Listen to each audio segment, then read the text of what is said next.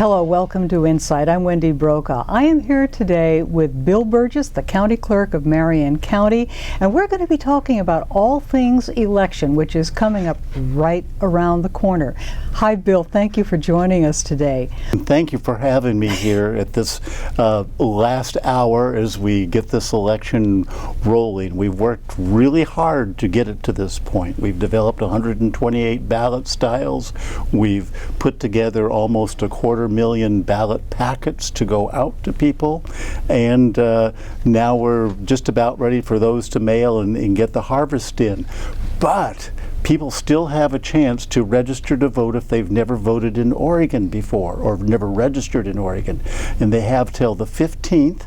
They can go online to OregonVotes.gov, or if they have their voter's pamphlet, there's a voter's registration form right in the back, but that needs to be postmarked by the 15th or into our office by 5 o'clock on the 15th. And so that's really sort of a rush job for them.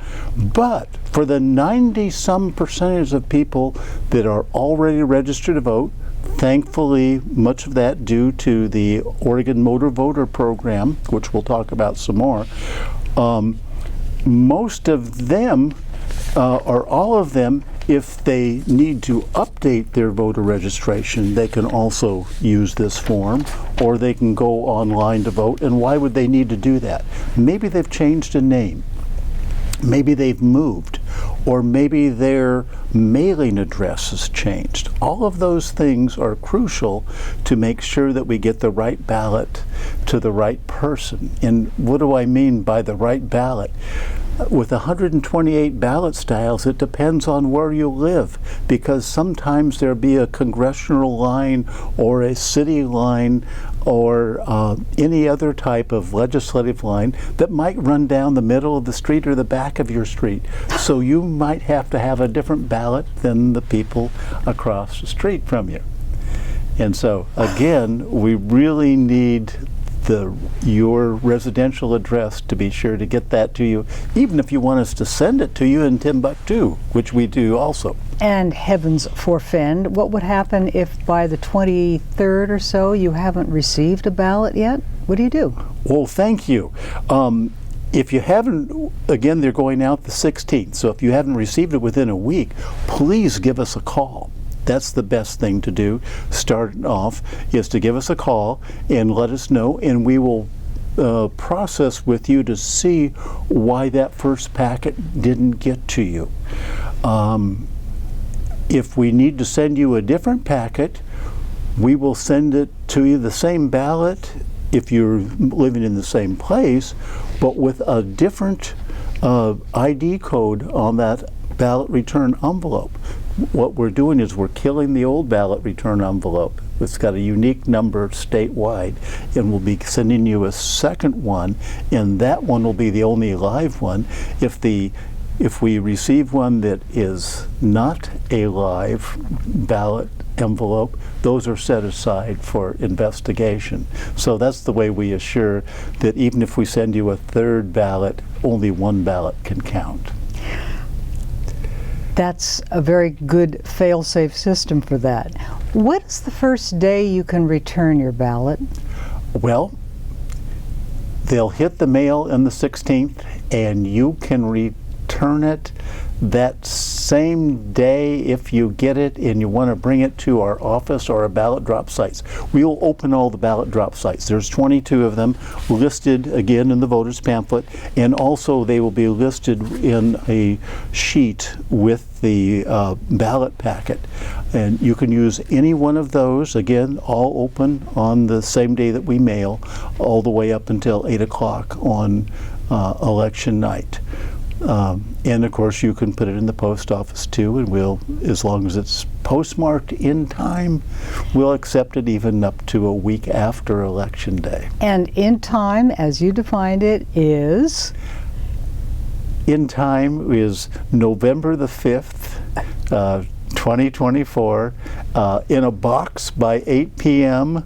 or postmarked by 8 p.m. And that's a little bit tricky, because if you're downtown, you'll see some of our blue boxes, not the USPS boxes, not my ballot boxes, but the USPS boxes, sometimes have an 11, 12, or 1 o'clock pickup time.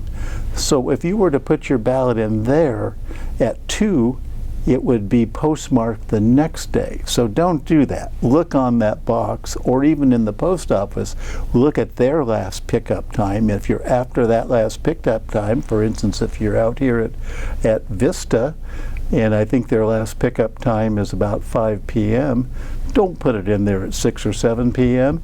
Hightail it downtown to the ballot drop box, especially the one right across from our office on Court Street, and get it into a box. Or go to a Roth's, or if you're downtown, those are easy to go to too. We have black ballot drop boxes in those places. I saw one of those drop boxes, official drop boxes in Polk County outside of Roth's, and I wondered, do they take those inside at night, or what happens with them to keep them safe? I'm not sure how they handle that at Roth's. I know in West Salem, I know how they handle them with ours, because ours are all chained down, and we've got cables and links. In our Roth's, they're all indoors. Though we do have outdoor 24/7 boxes throughout the county. But those should be secure and trustworthy. And you brought up an interesting point too. You don't have to drop it off in your own county. In Oregon, you can drop it off anywhere, and the county that gets it will stamp on it received by 8 o'clock on election night and send it to the home county for that to be counted. Well, that's interesting. For instance, say you're down in Ashland and you're watching a Shakespearean play, and you realize that you've got your ballot still on the visor or on your dashboard. Well, you just dash off, grab those, and put them in the ballot drop box there in Ashland.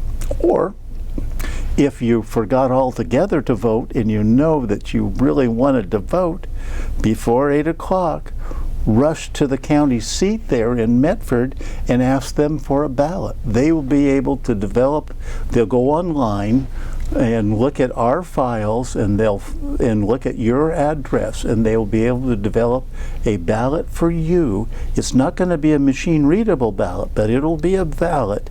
They'll have you vote it there, and then they will put it in an outer envelope, and they will send that to us. Make sure you sign the envelope though before you leave. Not the ballot, but the envelope. But they will get that to us. And you still may have time to get back and see your play. Well, voting in Oregon has been made very easy by the motor voter law that passed, the so-called motor voter, where the DMV will register you to vote at the same time that you're getting your license. And that's worked out really well, but it ran into some issues recently. Yes, and it's in fact, Governor Kotek was seeking to have the DMV pause the process of automatically registering drivers to vote through its state motor voter law after hundreds more of people who were improperly registered through this system were added to a list of about 1,259 others who were also recently found. And they're looking into this, and because they don't know how far back this goes, and without getting too terribly excited about it, they still don't even know if anyone who was wrongly sent a ballot actually, through this method, actually voted. And now, do you have an update on this? You of all people would know more about this than we do. Yes, indeed. They gave it to us in 3 different pieces. The Marion County experience is the first 24 they sent us. None of those people that they found that were inadvertently tagged as citizen with drawdown menus at the DMV that were really not citizens, none of those cast a ballot. Even though they were sent ballots, they didn't cast one. The second set they sent us was about 137. We were able to whittle that down to 121 that we needed to find, because that second time they did that, we had already labeled all our envelopes ready to go for this election. We're the first county that has to do that, and there's a queuing system, and we happen to be the first one, and so most of the counties just needed to change their data before they ran the labels, but we'd already run the labels and had started the process. And so what we needed to do for that second set was take almost 250,000 ballots in 20 pallets in over 1,200 mail trays. We had to take those from our inserting facility in Portland to Washington County's elections office and unwrap all of those, and run those 1,200 trays through. First, we had to have a program developed to go through their electronic mail sorter and to run all of those envelopes through. Some envelopes and some trays we ran through twice. It took us 6 days to do that, and we whittled it down to just 121 we needed to find. Through that we found 120, and so we were just running out of time to find that last needle in the haystack.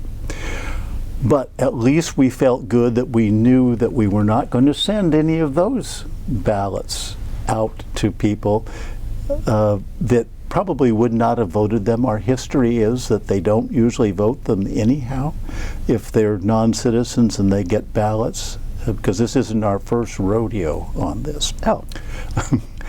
But because we would, every once in a while, somebody would call us and say, by the way, I got a ballot, but I'm not a citizen. And we would let the state know about that particular instance. Didn't happen very often, maybe a half a dozen times over the last 4 years, but enough to be concerning to know that every once in a while somebody makes a clerical error in what they're doing at the DMV that is causing this anomaly to us.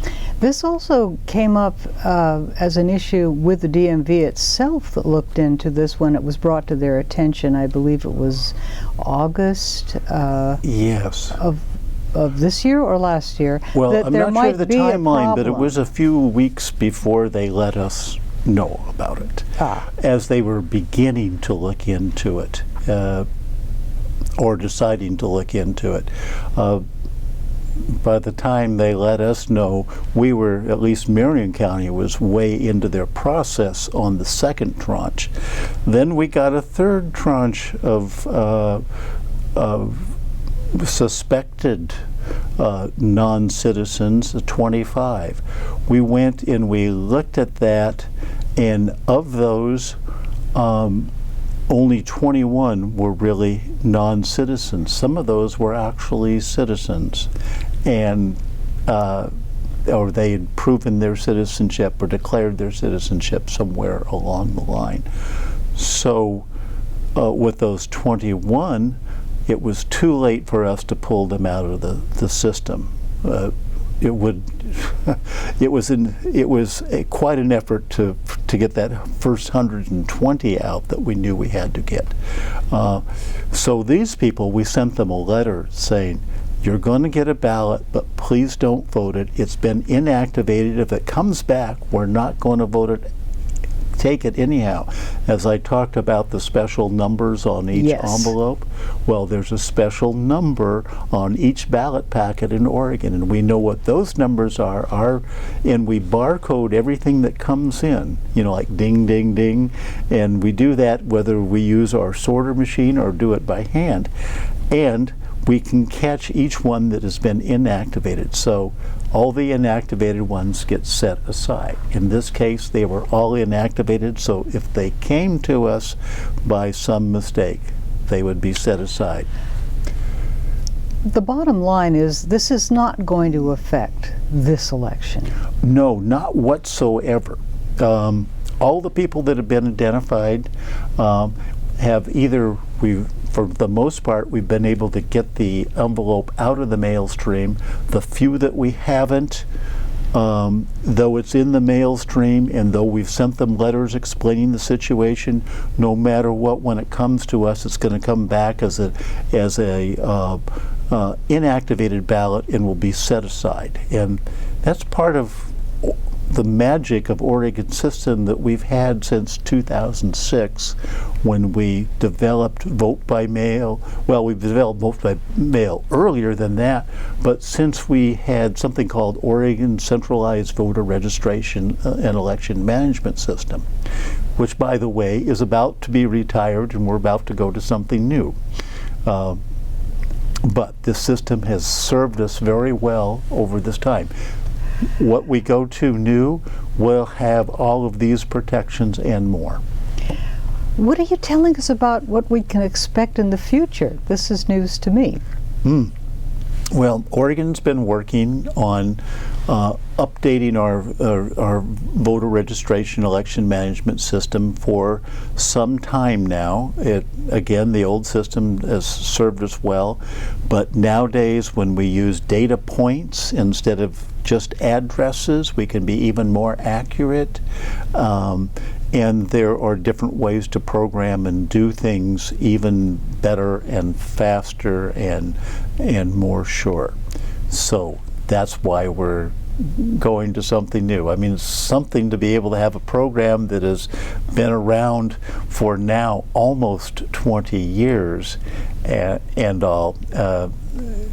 I don't think you've got any Windows program that you've been using for 20 years or any Apple program that you've been using for 20 years.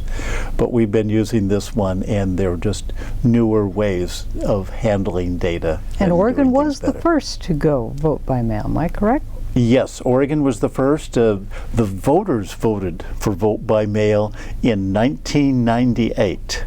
And then our first federal elections for vote by mail were in the year 2000, where we went for everything.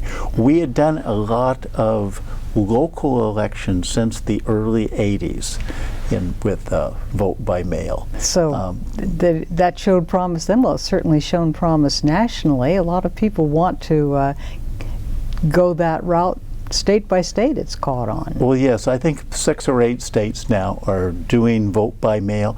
Some of them still will have the polling place if people want to go to the polling place, or they'll have early voting sites, and sometimes a combination of both, but they're sending everybody a ballot by mail. I think of Hawaii, I think of Utah, of Nevada, of Colorado.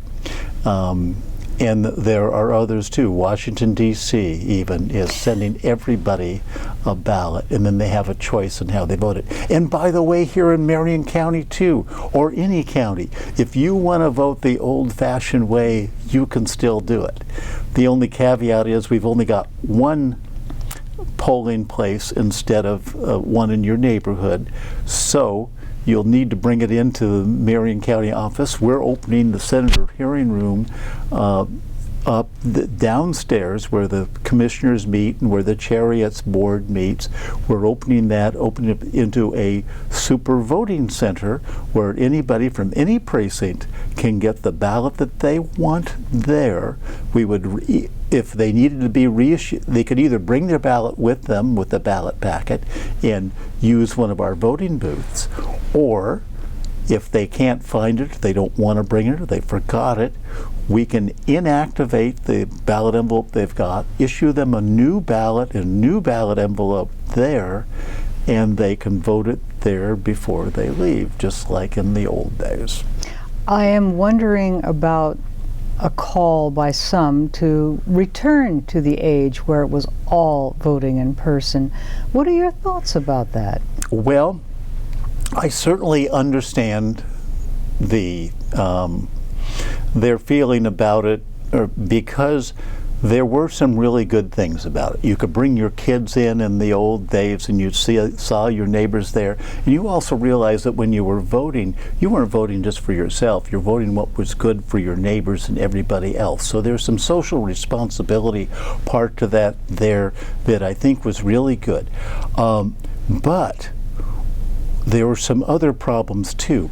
Many times people would be sick that day, or too busy, or their car broke down, or they had to stay too late at work, or a kid was sick. A lot of different things that would happen that allow people to get to vote by mail if indeed you're maybe not feeling well.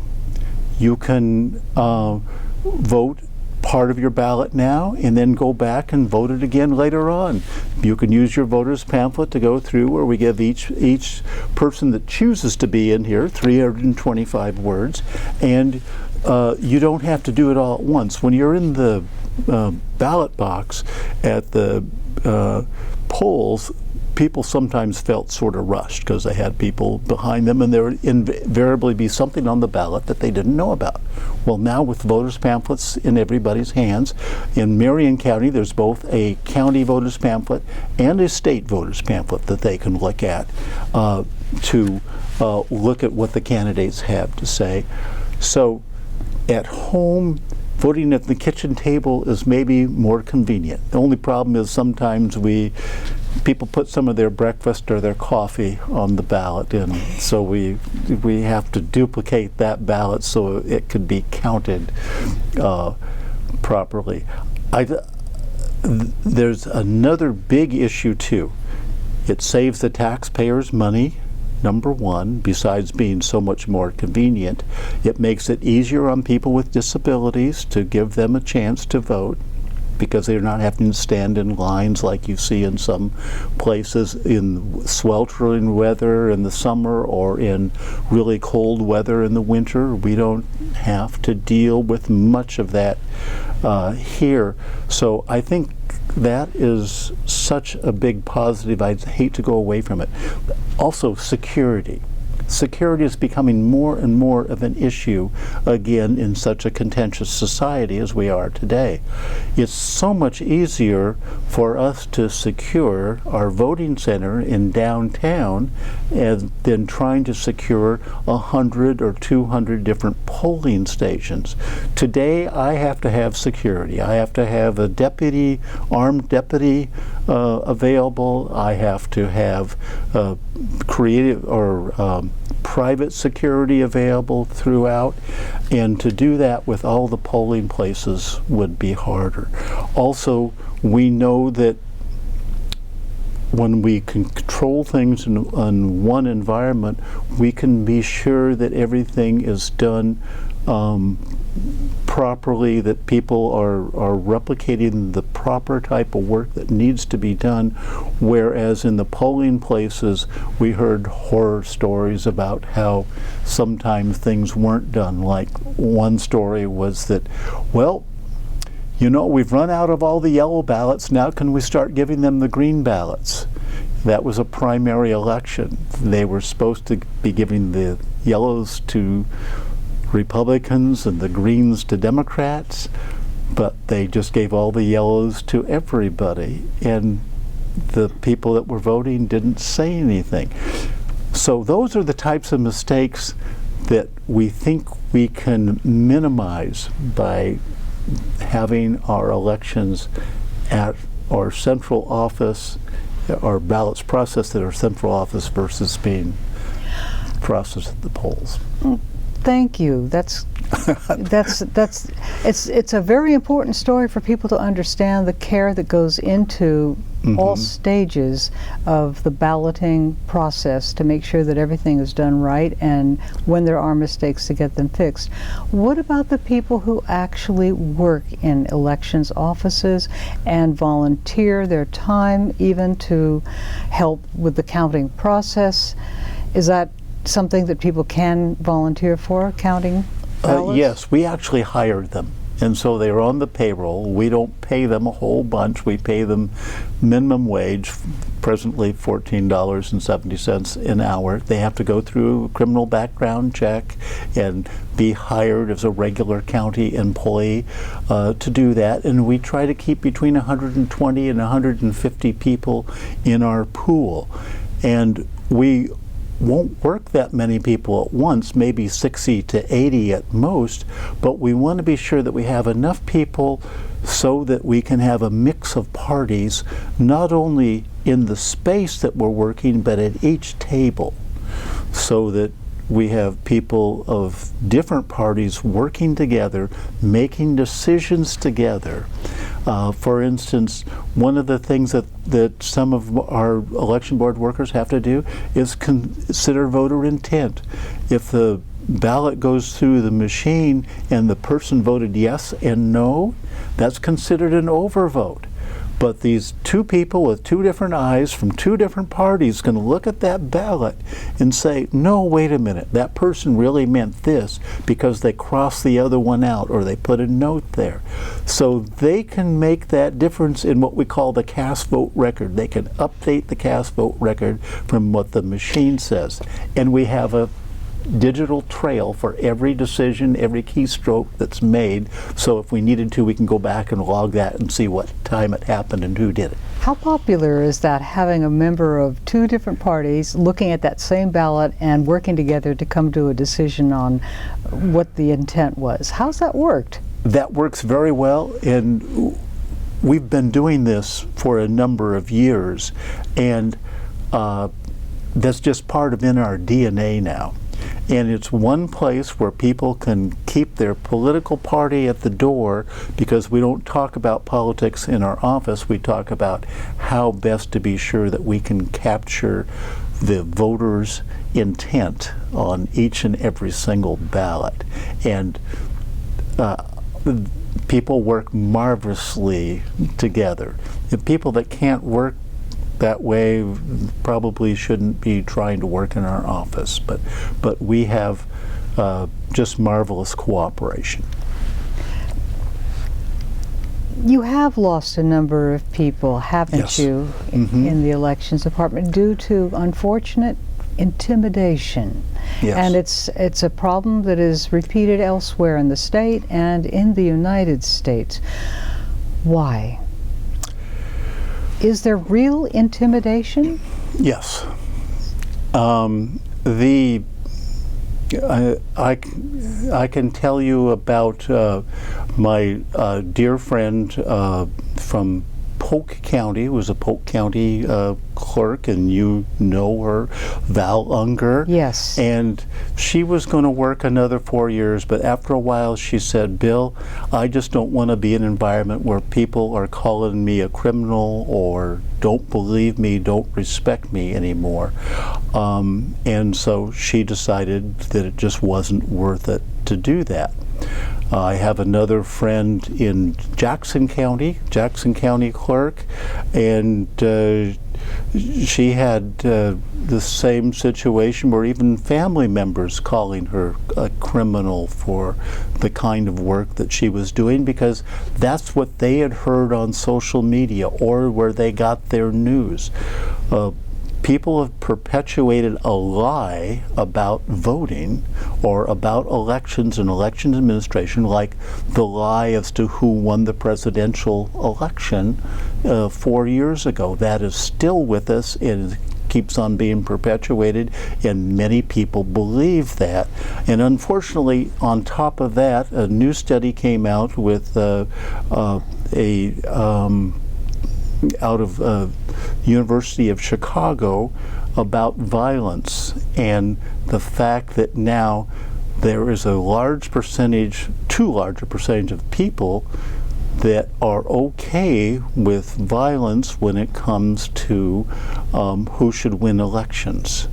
And it's about 17% of the people say that it's justified for violence for 7% for one candidate, they think it's all right to perpetuate violence for that candidate to be elected if they're not elected, and there's another 10% that feel exactly the opposite, that for that candidate to be elected, they need to resort to violence. Now that's a whole bigger number than we're used to.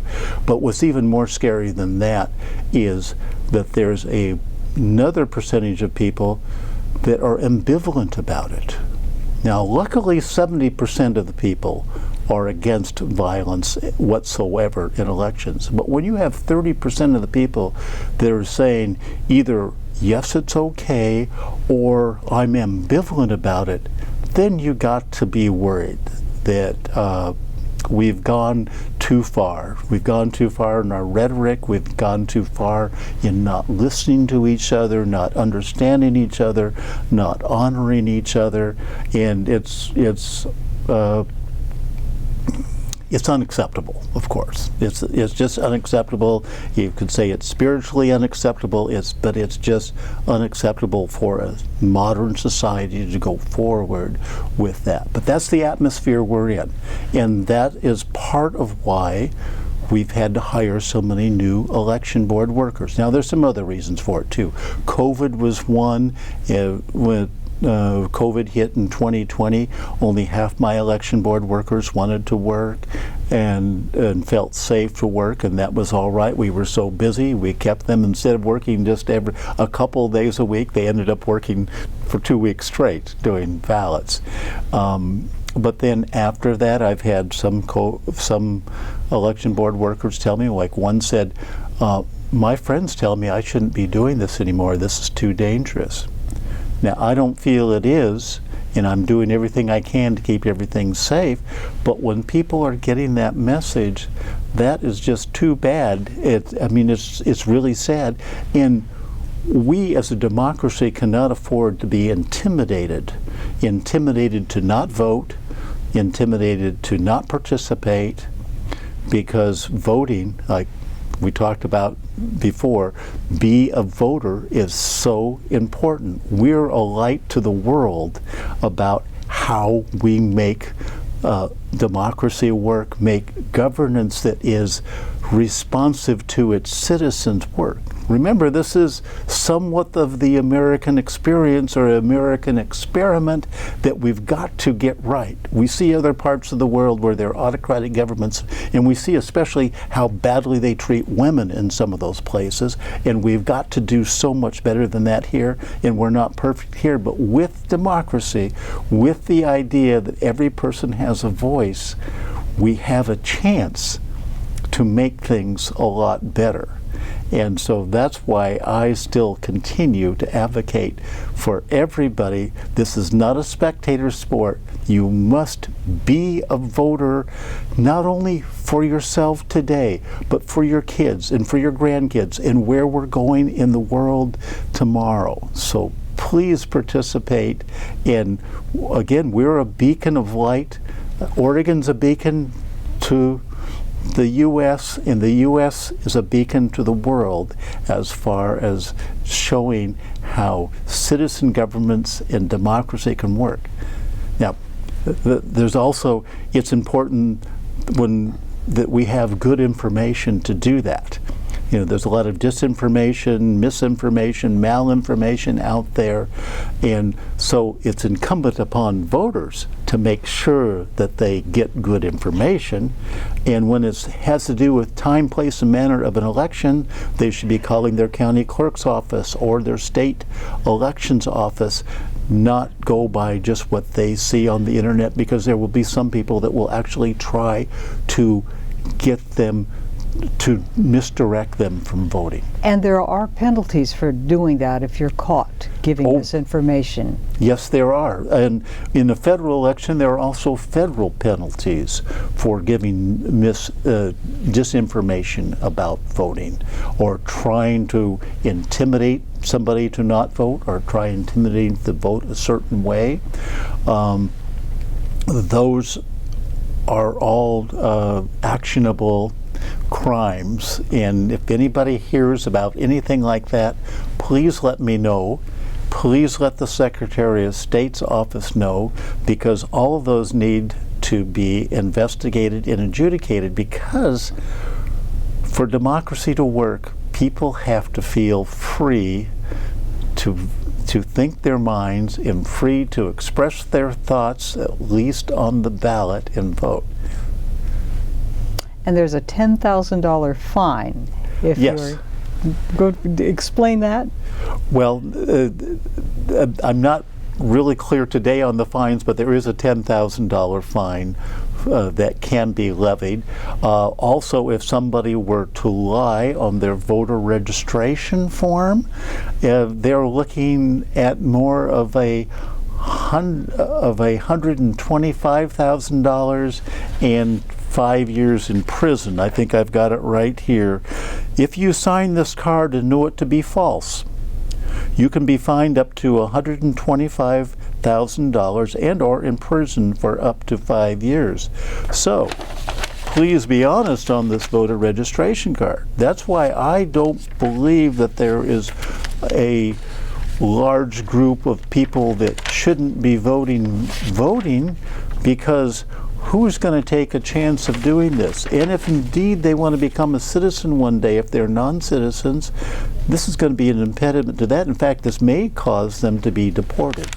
So, the Oregon believes in attestations, and this is an attestation there when you sign this, that everything that you provide here is accurate. Don't mess around. Bill, it's very close to people getting their ballots in the mail, and not that far away from the day when all those votes are counted. And from what you say, they will be counted extremely accurately. And we invite people to come and watch how we do it. If you go to the Marion County Clerk's website, there is a 30-minute video that was put together by our folks here at Capital Community Media that explains the steps that we go through in processing a ballot. To me, I find it fascinating, but go ahead and take a look for yourself. Well, thank you, Bill, for being my guest today on InSight. Bill Burgess, Marion County Clerk, in charge of our elections. Thank you so much for allowing me to be here. And again, to everybody that's out there, please make democracy work. Be a beacon of light. Be a voter. Show how democracy works. Yes. Thank you for joining us today on InSight. I'm Wendy Brokaw.